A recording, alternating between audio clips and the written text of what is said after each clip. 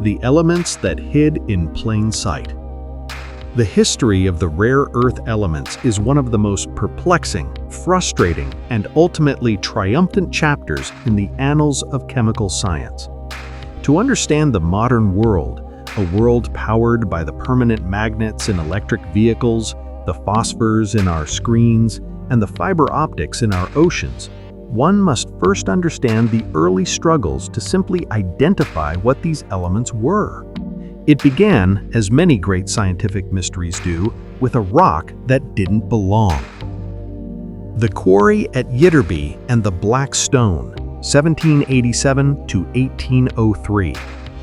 On the island of Resero, nestled in the Swedish archipelago roughly 20 kilometers northeast of Stockholm, there lies a wound in the earth that changed the course of human history. To the casual observer walking the wooden steps that now lead up to the filled-in shaft, the Ytterby mine might appear as nothing more than a relic of a bygone industrial age, a scar overgrown with moss and surrounded by red wooden houses and the gentle lapping of the Baltic Sea. But to the chemist, this nondescript pit is hallowed ground, a geological singularity that served as the cradle for nearly a fifth of the periodic table. It is a place where the Earth's crust, through a freakish roll of the geological dice, concentrated a family of elements that would confound the world's greatest minds for over a century and a half. The story of the rare earth elements does not begin in a pristine laboratory with gleaming glassware, but in the dust and noise of this feldspar mine in the late 18th century. The year was 1787. The Enlightenment was in full bloom, and the scientific men of Europe were consumed by a mania for classification and discovery. In Sweden, this mania was personified by Carl Axel Arrhenius, a lieutenant in the Royal Swedish Army Artillery and an amateur mineralogist with a keen eye for the anomalous. Arrhenius was a man of his time, a soldier by profession but a naturalist by passion, who had studied chemistry under the tutelage of Peter Jacob Helm, the discoverer of molybdenum. On the Resero lies the village of Ytterby, a name that would eventually become the most distinct etymological root in the entire periodic table, lending its name to four separate elements: yttrium, ytterbium, terbium, and erbium. In the late 18th century, the Ytterby mine was a quarry for feldspar and quartz, materials essential for the European porcelain trade, which sought to replicate the fine ceramics of the East. In 1787, Lieutenant Carl Axel Arrhenius visited the quarry, not to find new elements, but to inspect the feldspar being excavated for the porcelain trade. The mine, which had opened in the 1600s to extract quartz for iron production, had pivoted to supplying the potteries of Stockholm and the glassworks of Europe. As he picked through the debris of the pegmatite veins, coarse-grained granite formations rich in exotic crystals, his eye was caught by something unusual. Embedded in the pinkish feldspar was a heavy, black, asphalt-like rock. It was dense, far heavier than the surrounding quartz, with a specific gravity later measured at 4.223. To the miners, it was waste. To Arrhenius, it was a mystery. His initial hope was that he had discovered a mineral of tungsten, a metal that was then the subject of intense scientific scrutiny. He named the black stone Ytterbyte, tethering the mineral forever to the village of its birth, and slipped a sample into his pocket. He could not have known that this single rock contained a chemical labyrinth that would take decades to map. He sent samples to several prominent chemists, unaware that he had essentially mailed them a puzzle box that would require the birth of modern physics to unlock. The sample eventually found its way to the desk of Johann Gadaland, a professor at the Royal Academy of Turku in what is now Finland, then part of the Swedish realm. Gadaland was a meticulous experimentalist, a man who understood that in the vague world of 18th century chemistry, precision was the only defense against error. He began his analysis in 1792, dissolving the black stone in acid and subjecting it to a series of precipitations. Chemistry in the late 1700s was a discipline of earths. An earth was defined as a substance that was insoluble in water, unaffected by fire, and capable of forming salts with acids. It was the fundamental state of a metal. It was the historical precursor to the modern concept of an oxide. When Gödelin treated the Ytterby, he isolated a white earth that refused to behave like any known substance. It wasn't lime, it wasn't silica, it wasn't alumina, it was something new. In 1794, Gödelin published his findings in a paper titled Investigation of a Heavy Black Stone from Ytterby Quarry in Roslagen. He reported that the mineral contained 38% of this new earth, which he named yttria. Gödelin's discovery was a sensation, but it was also a deception. He believed yttria to be the oxide of a single new element. In reality, what Gödelin had isolated was a mixture of oxides from roughly 10 different elements: yttrium, terbium, erbium, dysprosium, holmium, thulium, ytterbium, lutetium, gadolinium, and scandium. These elements are so chemically similar that they move through simple chemical processes as a single phalanx, indistinguishable to the methods of the 18th century. Gödelin had not found a single element. He had found a hiding place for a dozen of them. In honor of his work, the mineral Ytterby was renamed gadolinite by the scientific community, and the element he thought he found retained the name yttrium. But the Ytterby name would prove tenacious. As chemists peeled back the layers of Gödelin's yttria over the next century, they would be forced to name new elements after the village time and again: yttrium, terbium, erbium, ytterbium, until the map of the periodic table bore 4 separate monuments to this one tiny Swedish hamlet. While Gödelin was wrestling with yttria, another heavy stone was surfacing in Sweden, this time from a mine in Bosnas. In 1803, the great Jöns Jakob Berzelius, one of the fathers of modern chemistry, and his financial backer Wilhelm Hisinger, began examining a mineral they called tungsten of Bosnas. Almost simultaneously, in Germany, the famed analyst Martin Heinrich Klaproth was studying the same stone. Both teams arrived at the same conclusion independently. The mineral contained another new earth, distinct from yttria but frustratingly similar in its properties. Berzelius and Hisinger named the new oxide Syria after the asteroid Ceres, which had been discovered just 2 years prior. Klaproth, less romantically, called it Otroia, but the celestial name stuck. The discovery of cerium established the second pole of the rare earth world. Chemists now had 2 mysterious earths: the yttrium group, heavy rare earths, from gadolinite, and the cerium group, light rare earths, from cerite. They were considered distinct elements, and for 30 years the matter rested there. The scientific community, lacking a theory of atomic structure, had no reason to suspect that these elements were actually complex mixtures.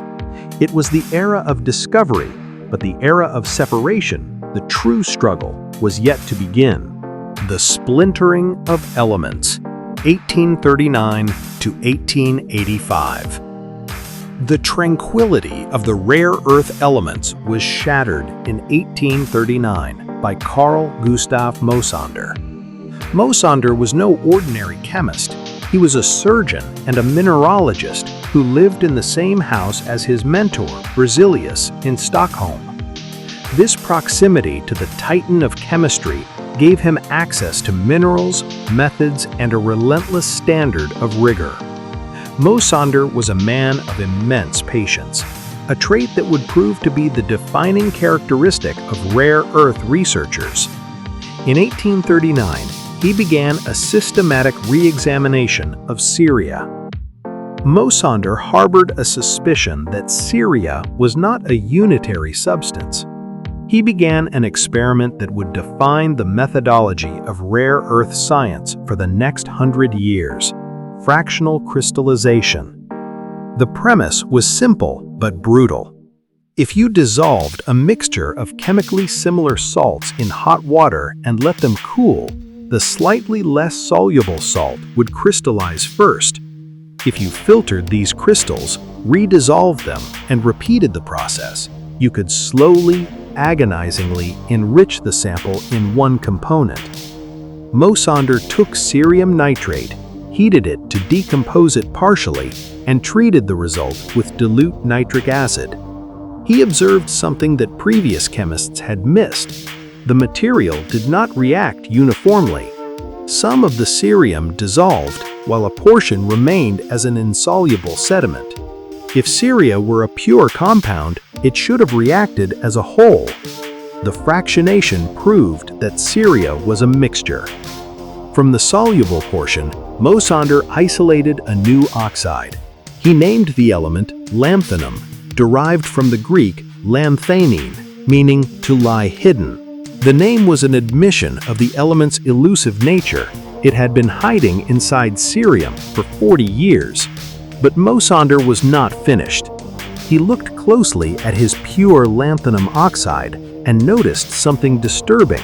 It was supposed to be white, but his samples had a persistent amethyst color. He suspected yet another imposter.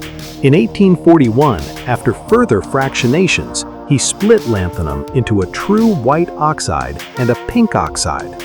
He named the new element didymium, from the Greek for twin, because it seemed inseparable from lanthanum, always found alongside it in the mineral cerite. Godelin's yttria and Berzelius's ceria were not elements, they were closets full of identical siblings. Mosander turned his attention back to Godelin's yttria in 1843. Using fractional precipitation with ammonium hydroxide, he proved that yttria was actually a mixture of 3 oxides, a colorless one, pure yttria, a white one, and a rose-colored one. Here, the history of nomenclature takes a confusing turn. Mosander named the white oxide terbia and the rose oxide erbia, both deriving from Ytterby. Despite the confusion, Mosander had established a terrifying precedent for chemists. Any pure rare earth element might, upon closer inspection, turn out to be a mixture of 2 or more others. The rare earths were chemically acting like Matryoshka dolls. Open one and find another inside. The work of separation was blind. Chemists dissolved and precipitated colorless liquids, relying on subtle differences in atomic weight or crystal shape to tell them if they were making progress. A new tool emerged that promised to illuminate the darkness: spectroscopy. Developed by Robert Bunsen and Gustav Kirchhoff in 1859, the spectroscope allowed scientists to analyze the light emitted by heated elements. Each element produced a unique pattern of spectral lines, a barcode of light that identified it unequivocally.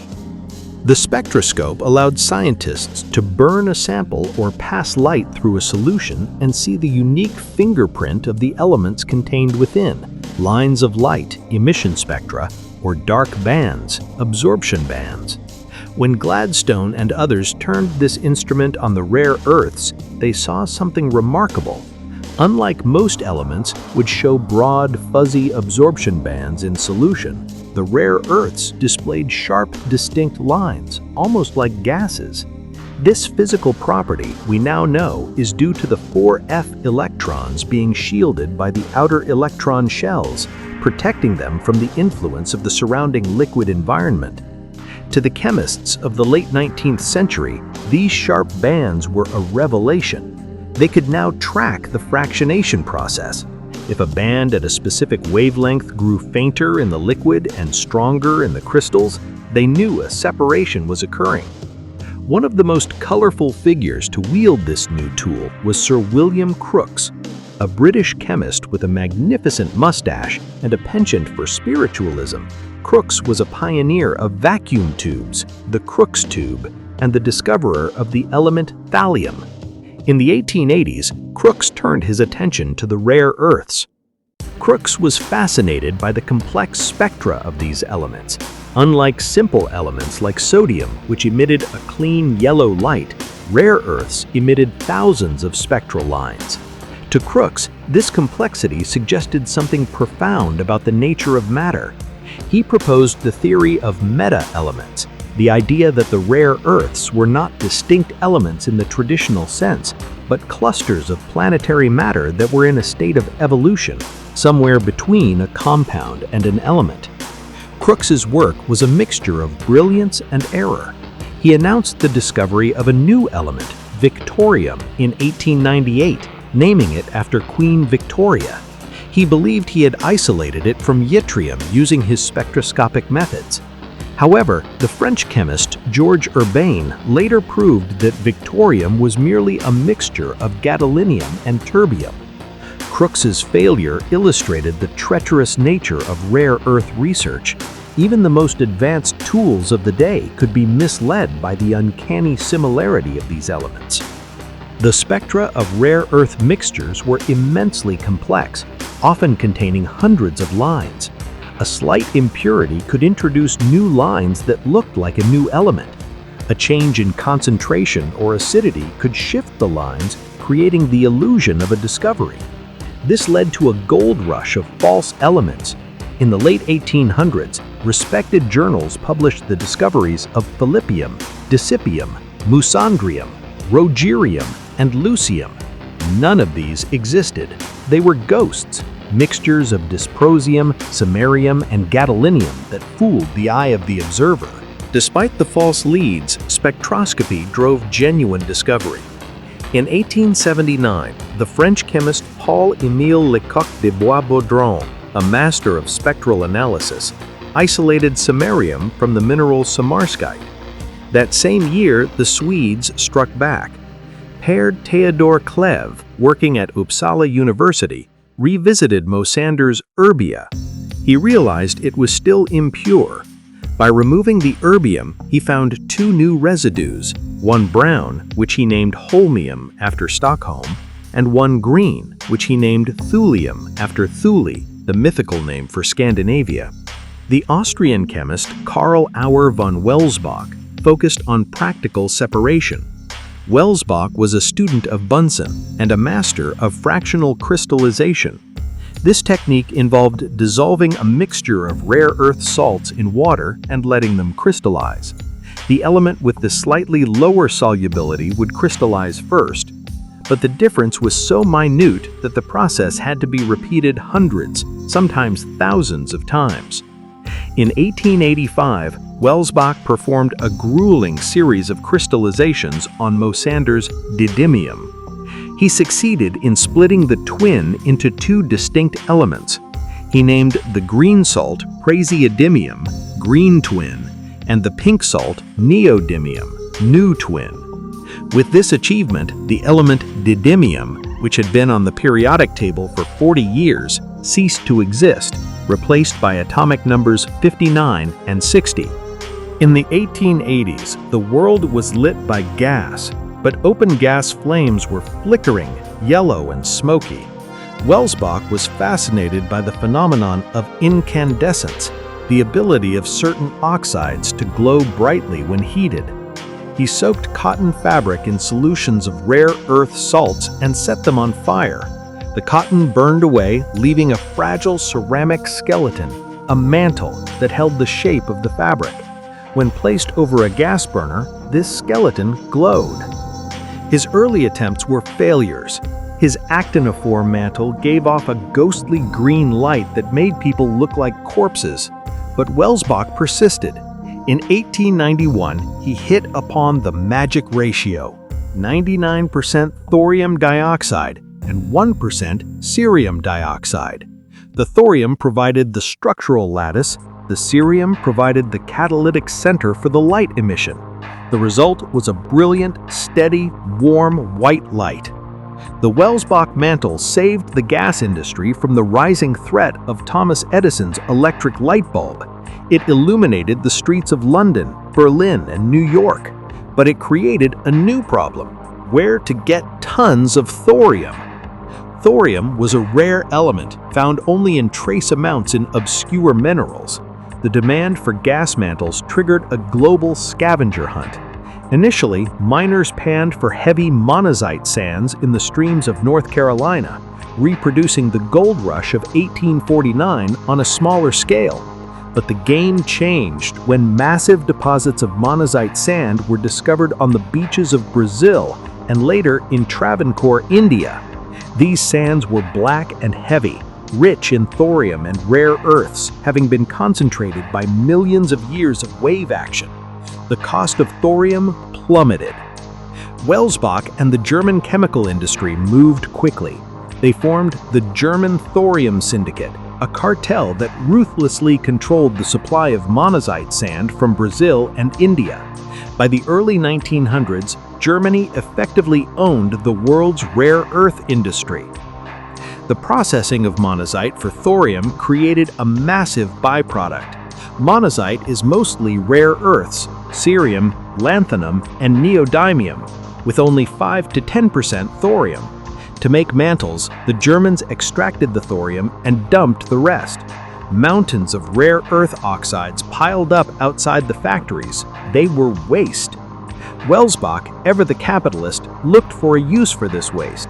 He found that an alloy of 70% cerium and 30% iron had a remarkable property.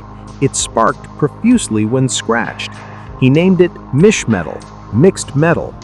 This alloy became the flint in millions of cigarette lighters, the first mass-market application for the lanthanide elements.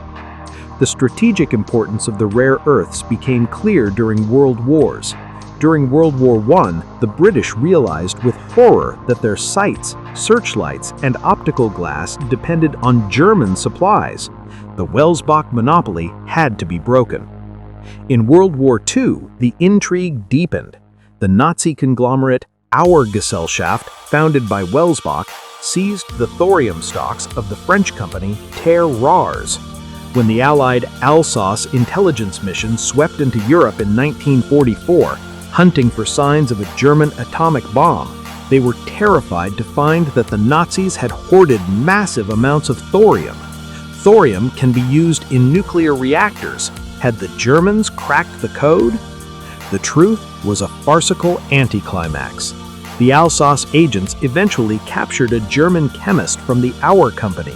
He revealed that the company wasn't building a bomb. They were preparing for the post-war consumer market. They planned to launch a line of radioactive toothpaste, Doramad, and knew that thorium would be essential for the gas mantles needed in a bombed-out Europe. The nuclear threat was nothing more than corporate greed and bad dental hygiene. The era of brute force chemistry, 1900 to 1930. By the early 20th century, the hunt for the rare earths had moved to America, specifically to the basement of Conant Hall at the University of New Hampshire. Here, the British expatriate chemist Charles James established himself as the world's leading expert in the separation of rare earths. James was a practitioner of brute force chemistry. He understood that the only way to obtain pure samples of these elements was through sheer labor. He developed the James method, which used rare earth bromates and double magnesium nitrates to achieve separation. His operations were industrial in scale. He would start with crates of raw ore and process them through thousands of crystallizations. It's recorded that for one experiment to prove the homogeneity of thulium, James performed 15,000 distinct operations. James was a quiet, diligent man who often prioritized the work over the glory. In 1907, he successfully isolated the element 71, the last stable rare earth. However, he delayed his results to ensure their accuracy. In the interim, the French chemist Georges Urbain and the Austrian Welsbach both announced the discovery. Urbain named it lutetium after Paris, and Welsbach named it Cassiopium. Although James had the element in his lab, he graciously stepped aside, allowing Urbain the credit. Lutetium became the official name, and James remained the unsung hero who supplied the world's physicists with the pure samples they needed to understand the atom. While the chemists were happily splitting earths, one man was watching with growing horror. Dmitry Mendeleev, the bearded prophet of Russian chemistry, had published his periodic table in 1869. His system was based on a beautiful, fundamental law. If elements are arranged by atomic weight, their chemical properties repeat periodically. The table worked magnificently for most of the known world. It predicted the existence of gallium, or Eka aluminum, scandium, Eka boron, and germanium, Eka silicon, with eerie precision. When Lars Fredrik Nilsson discovered scandium in 1879 and it fit Mendeleev's prediction for mass, 45, and valency perfectly, it was a triumph that cemented the table's reputation. But the other rare earths were a disaster for the system. Mendeleev's table relied on the concept of valency, the combining power of an element, to sort them into vertical columns, groups. Lithium, sodium, and potassium were all valency 1, so they went in group 1.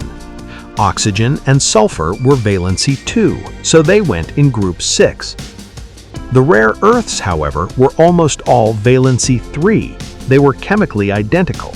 They all wanted to sit in group 3, but they had different atomic weights.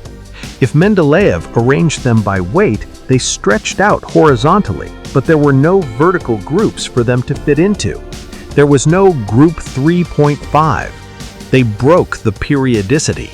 They were a long period that refused to end, a chemical run-on sentence. Mendeleev hated them. He called them a sea of error. In his 1871 table, he tried to force them into compliance, putting lanthanum in group 3, cerium in group 4, and didymium in group 5, assuming they must have higher valencies that no one had noticed yet. But as the decades passed and more rare earths were discovered, holmium, thulium, gadolinium, dysprosium, the forcing strategy collapsed. There were simply too many of them to fit into the standard 8-column grid. By 1902, the situation was critical. The rare earths threatened to falsify the entire periodic law. Bohuslav Brauner, a Czech chemist and close friend of Mendeleev, proposed a radical idea. He suggested that the rare earths were like the asteroids in the solar system, a cluster of minor bodies occupying a single gap between the major planets. He proposed placing them all in a single box in the table, a sort of interperiodic holding cell. This was a brilliant intuition that foreshadowed the modern F block, but at the time it was an admission of defeat. It meant the periodic law had an exception. Without a theory of why atoms behaved this way, the rare earths remained a cryptogram without a key, as the writer Primo Levi later described them. The key finally arrived in 1913, not from a chemist, but from a physicist. Henry Moseley, a brilliant young researcher in Ernest Rutherford's laboratory in Manchester, had been experimenting with the new science of X-rays. He found that if he bombarded an element with high-energy electrons, it emitted X-rays of a specific frequency. When Moseley plotted the square root of these frequencies against the element's position in the table, he got a perfect straight line. He realized that the fundamental property of an element was not its atomic weight, but its atomic number, the number of positive charges, protons, in its nucleus. This changed everything. For the first time, scientists could simply count the elements. Moseley turned his X-ray machine on the rare earths, and the fog vanished. He showed that between lanthanum, element 57, and lutetium, element 71, there were exactly 15 steps on the staircase, no more, no less. Moseley's law was a divine judgment. It instantly killed the false elements. Philippium and Mesondrium had no slot in the integer sequence. They were imposters. But Moseley also saw gaps. His staircase skipped steps at numbers 43, 61, 72, and 75. This was a specific map for discovery. Chemists now knew exactly what was missing. Element 61, a rare earth nestled between neodymium-60 and samarium-62, became the holy grail of the next generation. Tragically, Moseley would not live to see the completion of his table. In 1915, ignoring pleas to continue his research, he enlisted in the Royal Engineers and was sent to Gallipoli. He was killed by a Turkish sniper's bullet through the head while telephoning an order. He was 27 years old. It remains one of the greatest losses in the history of science, a death that likely cost Britain a Nobel Prize and the world a second career of genius. In the 1920s, the search for element 61 became the holy grail of inorganic chemistry. Several claims were made. Charles James and B. Smith Hopkins at the University of Illinois both believed they had found it. Hopkins named it illinium, while James, who had also found it but was scooped again, remained silent. The Italian chemist Luigi Rolla claimed to find it and named it Florentium. All of them were chasing a ghost. We now know that element 61, promethium, has no stable isotopes. It does not exist in the Earth's crust in any appreciable quantity. It is a child of nuclear fission, born only in the inferno of a reactor. The chemists of the 1920s were looking for something that nature had not preserved. It would take the Manhattan Project to finally bring element 61 into the light. The theoretical breakthrough, 1920s. While the chemists struggled with their crystallizations, a theoretical breakthrough in the 1920s finally explained why these elements were so difficult to separate. The Norwegian geochemist Victor Goldschmidt, often called the father of modern geochemistry, coined the term lanthanide to describe the series. Goldschmidt and the physicists of the era realized that the rare earths represented a unique phenomenon in atomic structure. As one moves across the periodic table from lanthanum to lutetium, the additional electrons are not added to the outermost shell, which governs chemical bonding, but to a deep inner shell known as the 4f orbital. Crucially, these 4f electrons are very poor at shielding the nucleus's positive charge from the outer shells. As the atomic number increases, the nucleus becomes more positive, pulling the outer electron cloud tighter and tighter. This phenomenon is known as the lanthanide contraction. The result is that the atoms physically shrink as they get heavier. Lanthanum is the largest, and lutetium is the smallest. This contraction dictates their behavior in nature. Because they have the same charge, +3, and very similar sizes, they can substitute for one another in mineral crystal lattices. A crystal of monazite does not care if it incorporates a cerium atom or a neodymium atom. They fit into the same hole. This is why they are always found mixed together in the black stone of Ytterby. The lanthanide contraction also provided the key to their separation. The slight difference in size results in a slight difference in basicity and solubility. This minute variance was the only lever Charles James had to pry them apart, one crystallization at a time. The War Years and the Atomic Engine, 1939 to 1945. The outbreak of World War II transformed the rare earths from academic curiosities into materials of supreme strategic importance. This shift occurred not because the military initially wanted the rare earths themselves, but because they desperately needed uranium. In 1942, the Manhattan Project was established with the goal of building an atomic bomb. The physicists, led by Enrico Fermi, knew that to sustain a nuclear chain reaction, they needed uranium metal of unprecedented purity. The commercial uranium available at the time was a powder filled with impurities that would absorb neutrons and kill the reaction. It was also pyrophoric, liable to burst into flames when exposed to air. The task of purifying uranium fell to Frank Spedding, a Canadian-American chemist at Iowa State College. Spedding was an expert in rare earth spectroscopy, a field that required an obsession with purity. He established the Ames Project, later the Ames Laboratory, in a building known as Little Ankeny.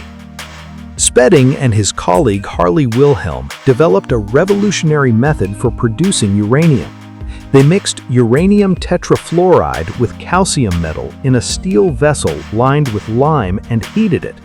The reaction was violent and exothermic, but it produced massive ingots of pure uranium metal.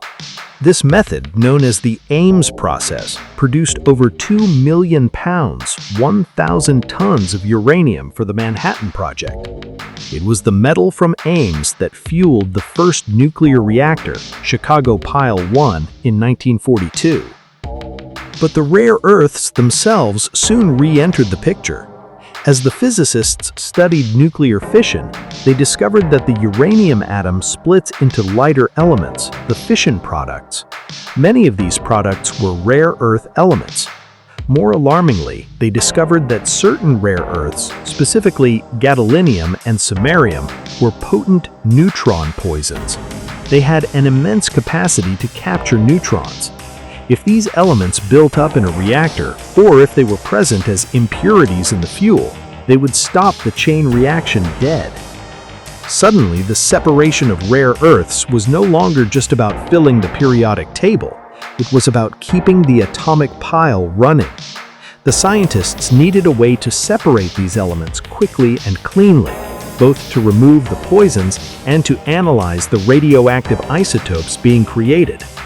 The James method of fractional crystallization, which took months, was useless for isotopes that decayed in hours or days. The solution came from a technology that had been developed for water softening: ion exchange.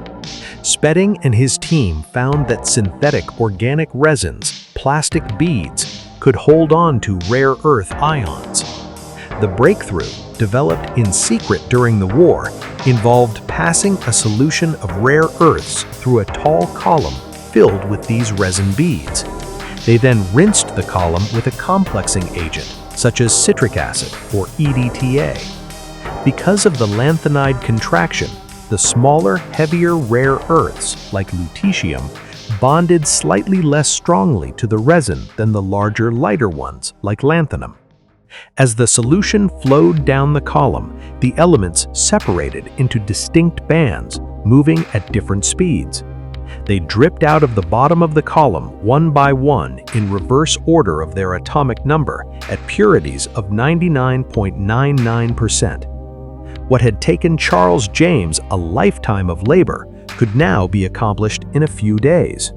The Ames Laboratory had cracked the code. They had turned the separation of rare earths from an art form into an industrial process. In 1945, at the Clinton Laboratories in Oak Ridge, Tennessee, the final gap in the periodic table was closed. Using the new ion exchange method on the fission products from the nuclear reactor, 3 chemists, Jacob Marinsky, Lawrence Glendening, and Charles Coriell, isolated a new radioactive element. It eluded exactly where element 61 should be, between neodymium and samarium. They had found the ghost. It was not illinium, it was not fluorentium, it was a child of the nuclear fire. Coriell's wife, Grace, suggested the name Promethium, after Prometheus, the titan who stole fire from the gods and suffered for it. It was a fitting name for an element born of the terrifying power of the atom bomb. The Great Separation and the Dawn of Industry, 1945 to 1950s. When the war ended, the Manhattan Project's secrets were slowly declassified. In 1947, Frank Spedding and his team published a series of papers in the Journal of the American Chemical Society, detailing the ion exchange method. The impact was seismic. The Fraternal 15 were finally liberated. The Ames Laboratory became the mecca of rare earth research.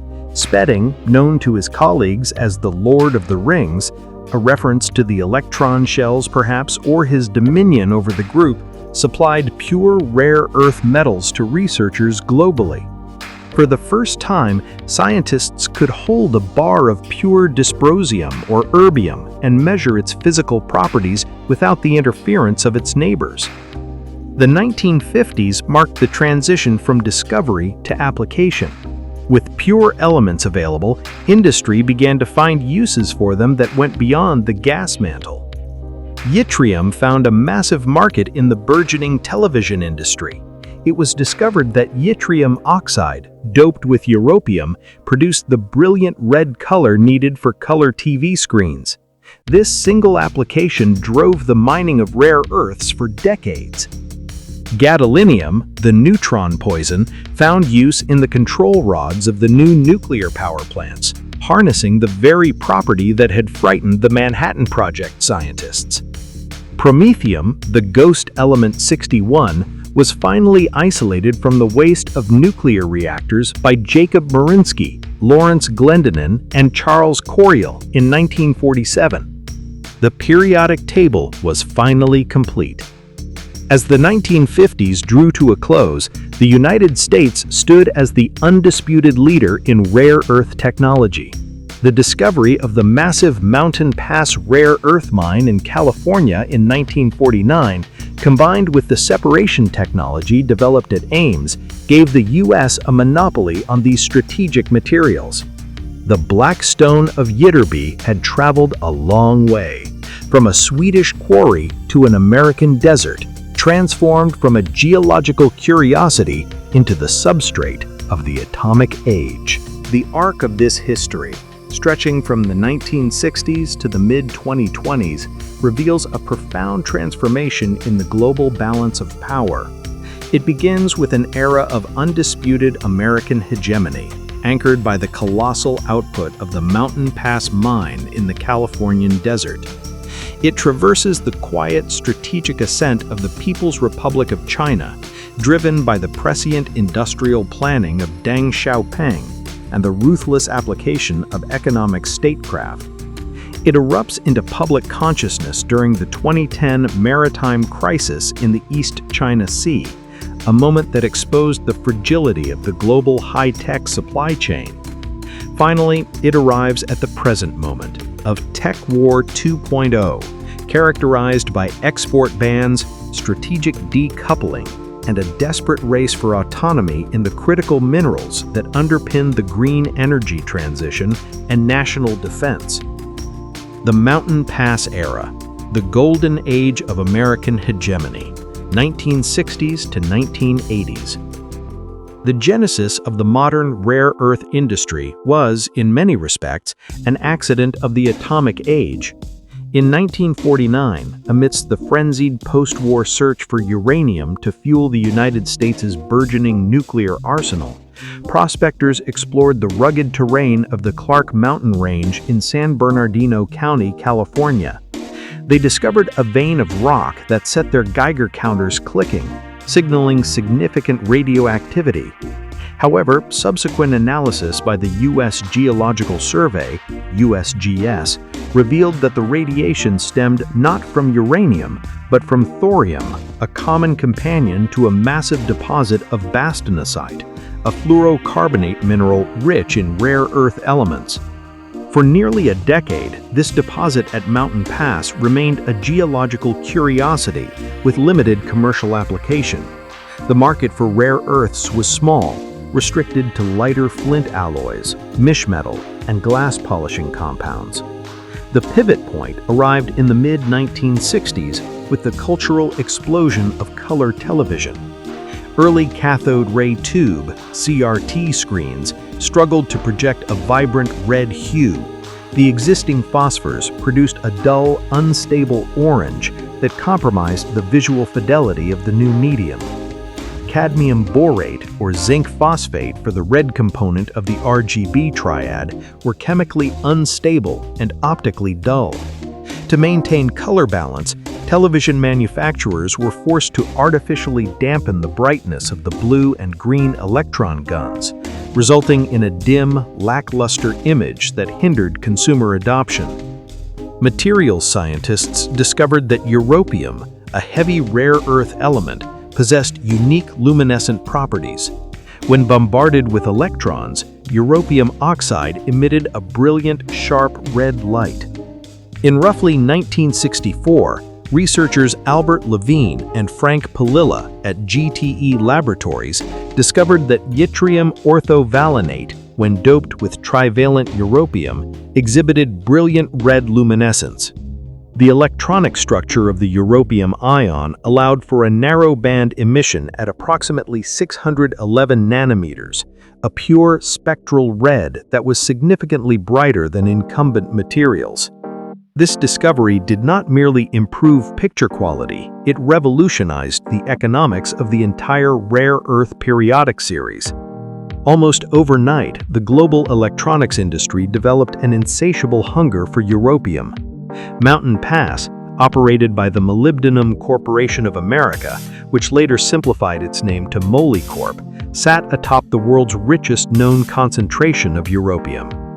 In a geological stroke of luck, the bastonosite ore at Mountain Pass contained 0.1% europium, a significantly higher ratio than other deposits. By 1965, Molycorp had ramped up production to supply the television giants of the era, RCA, Zenith, and Sylvania.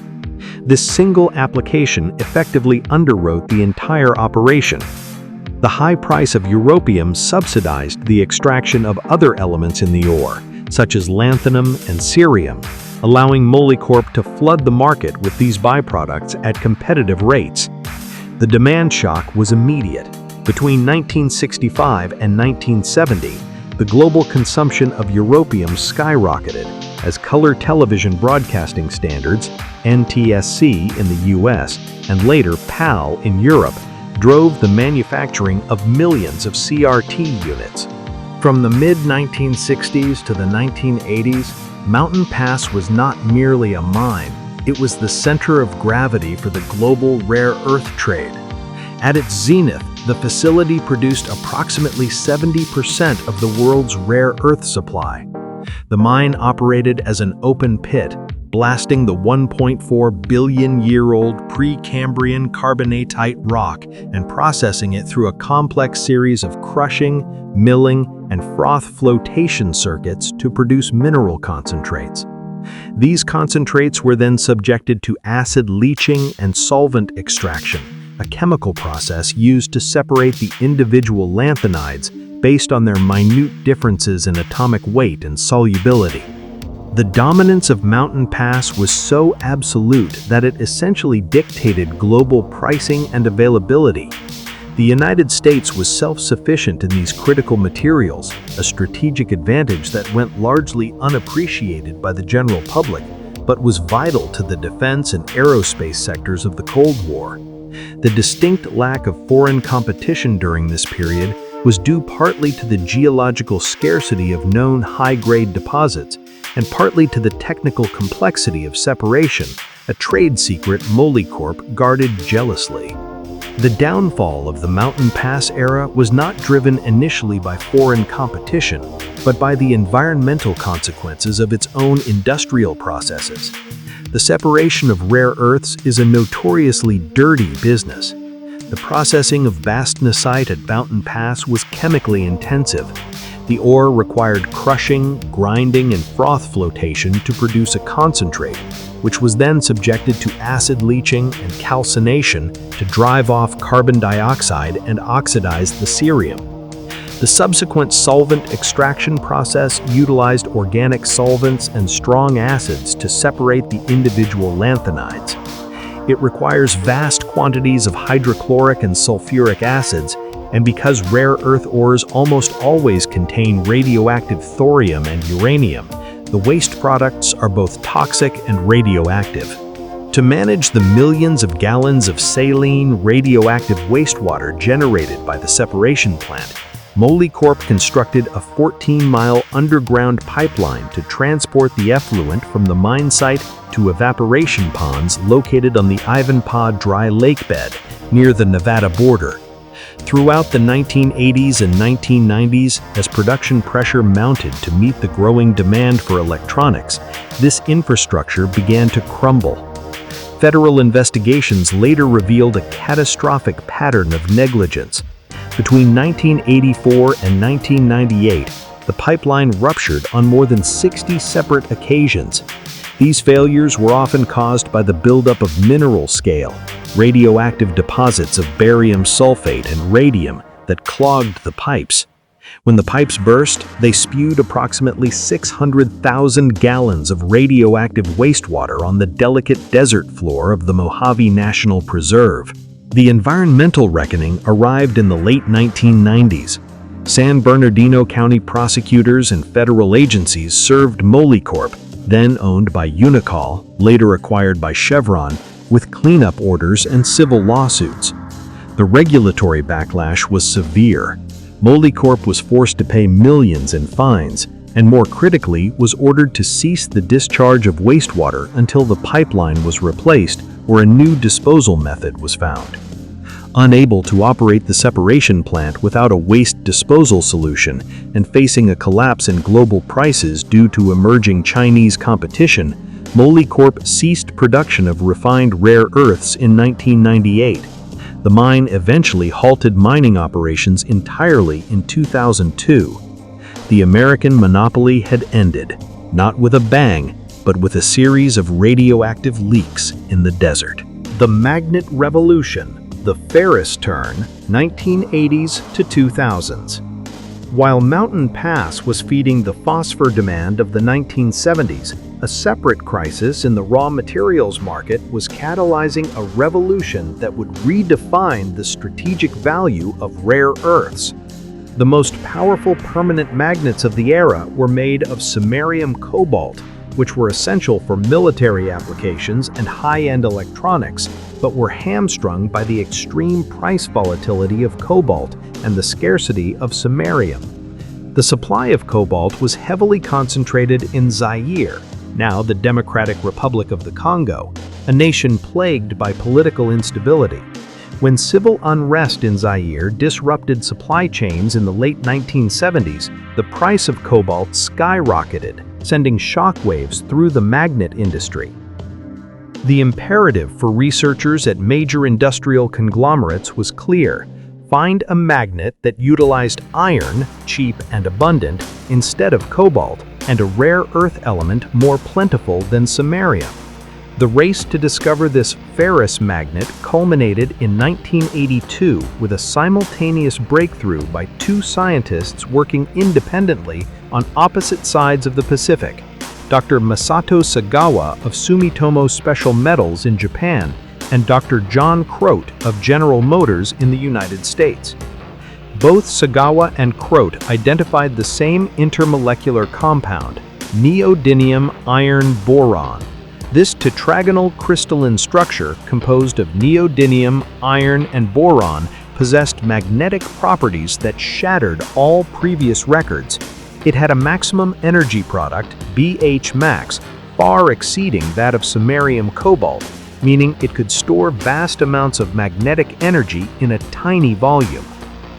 The discovery was formally announced to the world at the Magnetism and Magnetic Materials Conference in Pittsburgh in November 1983.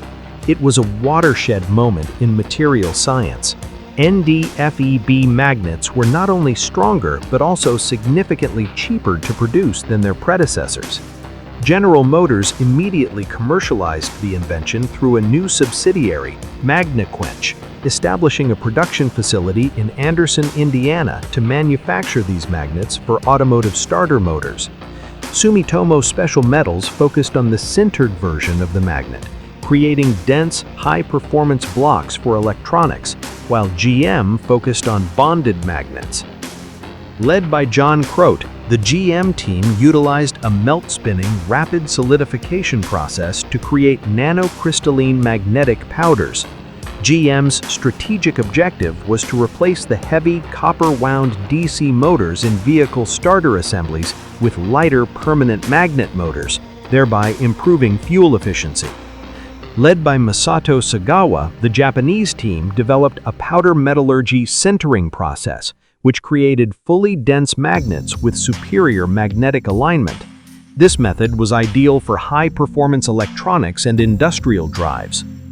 The invention of the neodymium magnet is arguably the invisible engine of the modern digital economy. By substituting abundant neodymium and cheap iron for scarce samarium and expensive cobalt, manufacturers could produce powerful magnetic fields at a fraction of the cost.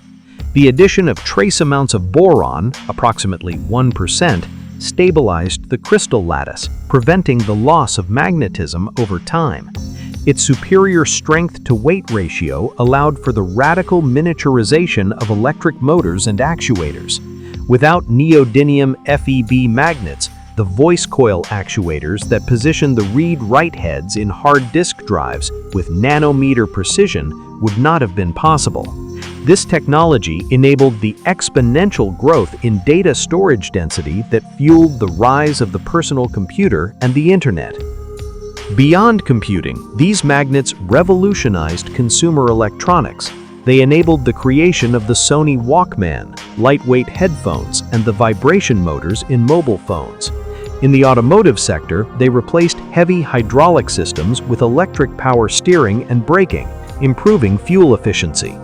Crucially, they laid the groundwork for the drivetrain of the future, the high-performance electric motors used in hybrid and electric vehicles, and the massive direct drive generators used in offshore wind turbines. A single wind turbine can require up to 2 tons of rare earth magnets, creating a direct link between these elements and the global transition to renewable energy.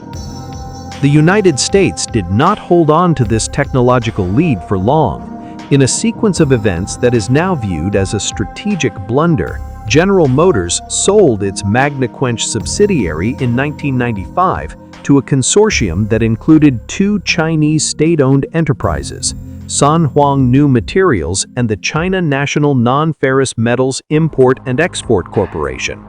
The deal was facilitated by investment groups with political connections, and despite initial resistance from the Committee on Foreign Investment in the United States, the sale was approved. Over the subsequent years, the production lines, intellectual property, and technical expertise of MagnaQuench were systematically relocated from Indiana to China. By the early 2000s, the U.S. had lost its domestic capacity to manufacture the very magnets it had invented. This transfer was not an isolated incident, but part of a broader gravitational shift of the rare earth value chain to East Asia, a shift orchestrated by Beijing's aggressive industrial policy. The Rise of the Dragon, China's Strategic Ascendancy, 1980s-2010. While the United States retreated from the rare earth sector due to environmental and economic pressures, the People's Republic of China was executing a multi-decade strategy to dominate it. This ambition was crystallized in 1992 by Deng Xiaoping, the architect of China's economic reforms. During his famous Southern tour, Deng declared, "The Middle East has oil, China has rare earths." This statement was a declaration of intent. China viewed rare earths not merely as commodities, but as a strategic asset comparable to petroleum. China's dominance was built upon the colossal Bayan Obo mine in Inner Mongolia. Discovered in 1927 as an iron ore deposit, it was later identified as the world's largest rare earth deposit.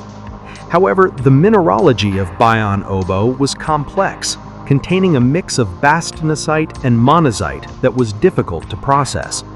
To overcome this, the Chinese government launched the 863 program in 1986, a high-tech development initiative that poured state funding into researching extraction and separation technologies. Key figures like Xu Guangxian, often called the father of China's rare earths, developed new cascade extraction theories that significantly improved the efficiency of separating rare earth elements. These technological breakthroughs, funded by the state, were rapidly disseminated to state-owned enterprises, allowing them to scale production at a rate the West could not match. Throughout the 1990s and 2000s, China employed a strategy of aggressive pricing to capture global market share. The government implemented an export tax rebate system in 1985, effectively subsidizing the export of rare earth products. This policy encouraged a proliferation of mining and processing activity, leading to a surge in supply that drove global prices down.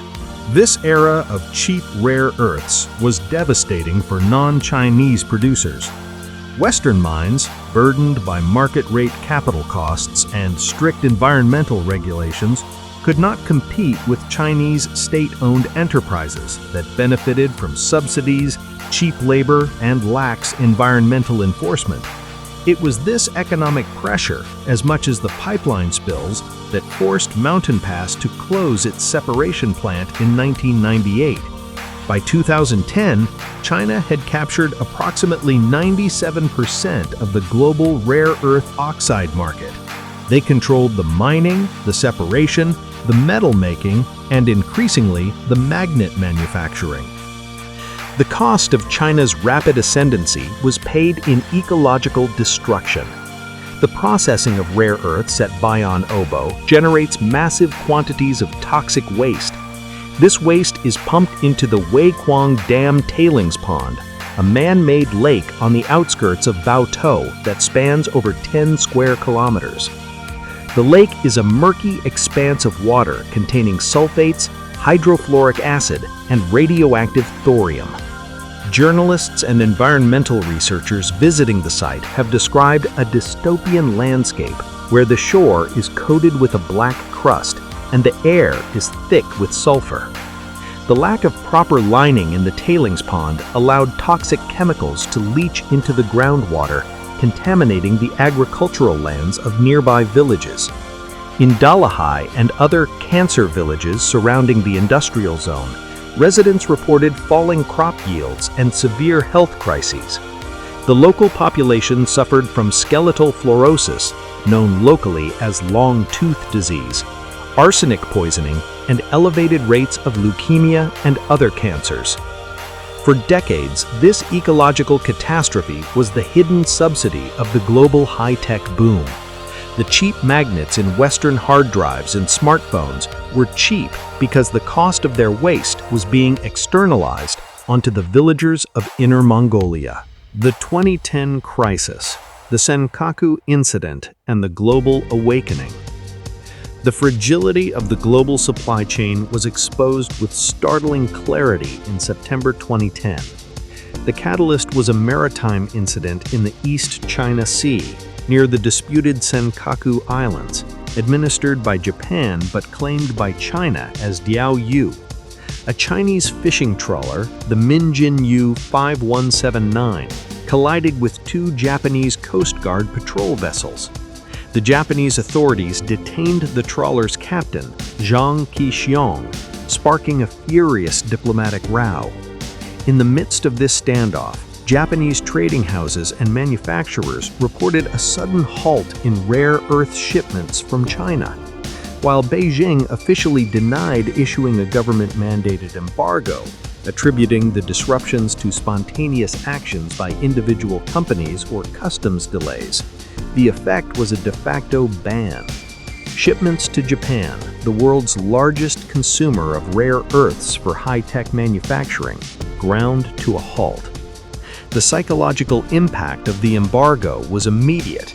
The realization that China could and would use its 97% market share as a tool of geopolitical coercion triggered panic buying across the globe.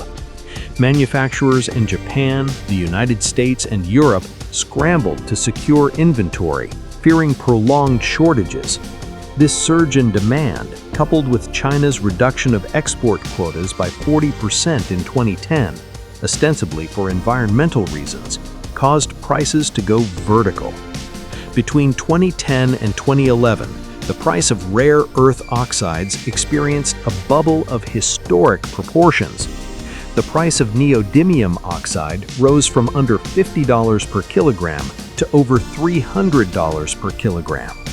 More dramatically, dysprosium oxide, a critical heavy rare earth for high-temperature magnets, soared from roughly $300 per kilogram to a peak of nearly $2,400 per kilogram in 2011.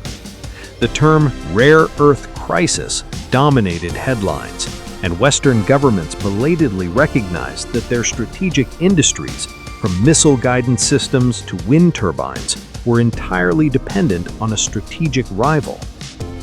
Faced with what they viewed as discriminatory trade practices, the United States, the European Union, and Japan launched a coordinated legal challenge against China at the World Trade Organization in 2012. The complainants argued that China's export restrictions, including quotas, duties, and minimum export prices, violated its accession protocol to the WTO. They contended that these measures were designed not to protect the environment, as China claimed, but to provide an unfair advantage to Chinese downstream industries by keeping domestic prices artificially low while inflating international prices. China mounted a defense based on Article 20G of the General Agreement on Tariffs and Trade, GATT, which allows exceptions for measures relating to the conservation of exhaustible natural resources. Beijing argued that its mining limits and export quotas were necessary to curb pollution and preserve a scarce resource. However, the WTO panel rejected this defense. The core of the ruling was the principle of even-handedness. The panel found that while China restricted exports, it did not impose comparable restrictions on domestic consumption of rare earths. Therefore, the policy was fundamentally protectionist rather than conservationist. In 2014, the WTO appellate body upheld the ruling against China. In response to the ruling, China abolished its export quota system in 2015. This legal victory, however, was a double-edged sword. The removal of quotas, combined with a crackdown on illegal mining in China and the popping of the speculative price bubble, led to a crash in global rare earth prices. This price collapse undercut the economics of non-Chinese mining projects that had been launched during the boom years, delaying the diversification of the supply chain. The Renaissance of Alternatives, 2010 to 2020. Japan reacted to the 2010 shock with a speed and coordination that defined the subsequent decade of diversification. The Ministry of Economy, Trade and Industry, METI, secured a supplementary budget of 100 billion yen, approximately 1.2 billion USD, to secure supply chains. Central to this strategy was the Japan Oil, Gas and Metals National Corporation, JOGMAC. JOGMAC bypassed traditional market mechanisms to directly finance alternative suppliers. The primary beneficiary was Lynas Corporation, an Australian mining company developing the Mount Weld deposit. In 2011, JOGMAC and the trading house Sojitz provided a $250 million loan and equity package to Lynas. This capital was critical in allowing Lynas to construct the Lynas Advanced Materials Plant in Kuantan, Malaysia, a massive separation facility designed to process Australian ore outside of China's jurisdiction. The Malaysian operation became a geopolitical asset for the West, but a local political flashpoint. The processing of the Mount Weld ore generated residues containing low-level radioactive material. This sparked years of protests and regulatory battles with the Malaysian government, which periodically threatened to revoke the plant's operating license. Despite these challenges, Lynas succeeded in producing separated rare earths, supplying the Japanese and European markets and breaking China's total monopoly on the refined product. Today, Lynas remains the only significant vertically integrated producer of separated rare earths outside China, a status directly attributable to Japanese state intervention. The volatility of the post-2010 market claimed Molycorp as its most prominent victim. The company had relisted on the stock exchange and launched Project Phoenix to modernize Mountain Pass. But the collapse in prices, combined with heavy debt and technical difficulties in their new processing facility, forced Molycorp into bankruptcy in 2015. The mine lay dormant until it was acquired in 2017 by MP Materials, a consortium backed by hedge funds and eventually listed on the NYSE. MP Materials adopted a more pragmatic strategy than its predecessor. Rather than attempting to immediately master the complex separation process, they initially focused on stabilizing the mining and milling operations, exporting a bastnaesite concentrate to China for processing. This generated the cash flow necessary to gradually rebuild domestic processing capabilities. By 2023, MP Materials had recommissioned its separation facilities and begun producing separated neodymium praseodymium oxide, marking the return of industrial-scale refining to the United States. Tech War 2.0, the race for strategic autonomy, 2020 to present. The geopolitical landscape shifted decisively in the 2020s. The trade war initiated by the Trump administration and continued by the Biden administration evolved into a broader strategy of de-risking or decoupling from China in critical technologies. The COVID-19 pandemic further highlighted the vulnerability of global supply chains. In response, Western governments passed landmark legislation to subsidize domestic production. The U.S. Inflation Reduction Act of 2022 introduced tax credits for electric vehicles, but with a catch. A significant percentage of the critical minerals in the battery and motor must be extracted or processed in the U.S. or a free trade partner country. Furthermore, the IRA explicitly excluded vehicles containing components from Foreign Entities of Concern, or FEOC, a designation targeting Chinese firms. The European Union followed suit with the Critical Raw Materials Act, setting targets for domestic extraction, 10%, and processing, 40%, by 2030. China did not remain passive.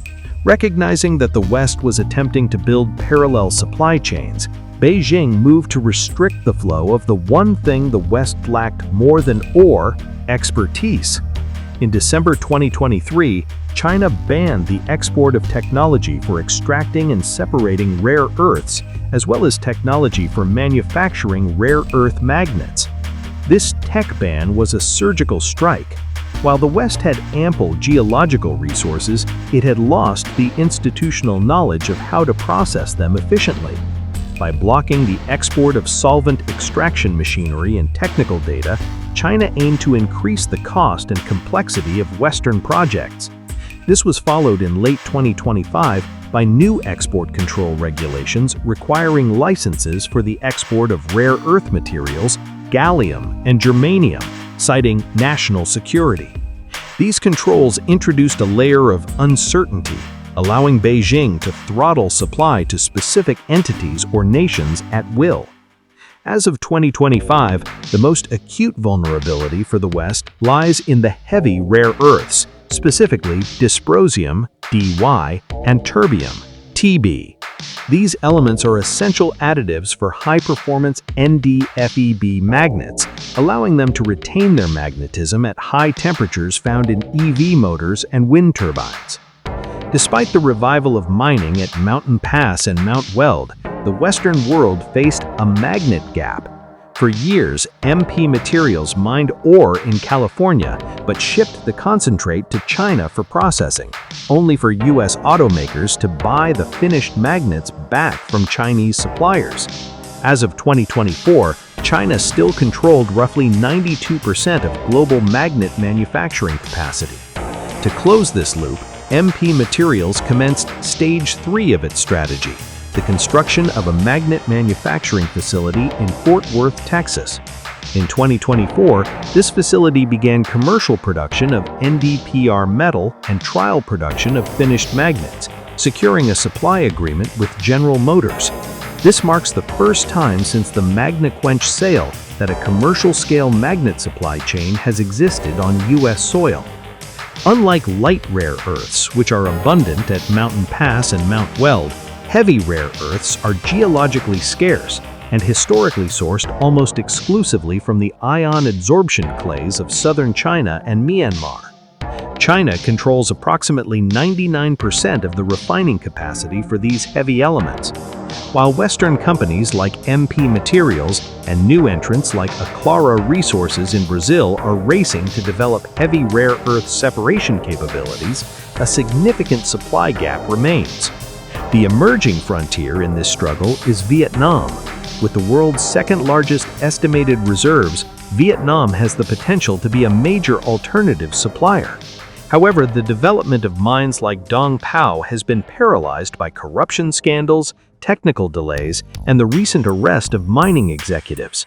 Despite the signing of strategic partnerships with the US and South Korea, Vietnam's rare earth industry remains a sleeping giant, caught between Western aspirations and the reality of Chinese market dominance. The half-century history of the rare earth industry is a testament to the intersection of geology, technology, and statecraft. It's a story of how the United States surrendered a strategic monopoly through environmental negligence and short-termism, and how China captured that monopoly through long-term planning and the acceptance of severe ecological costs. Today, the world is locked in a race for strategic autonomy. The West has made significant strides in reviving mining operations, reducing China's share of extraction.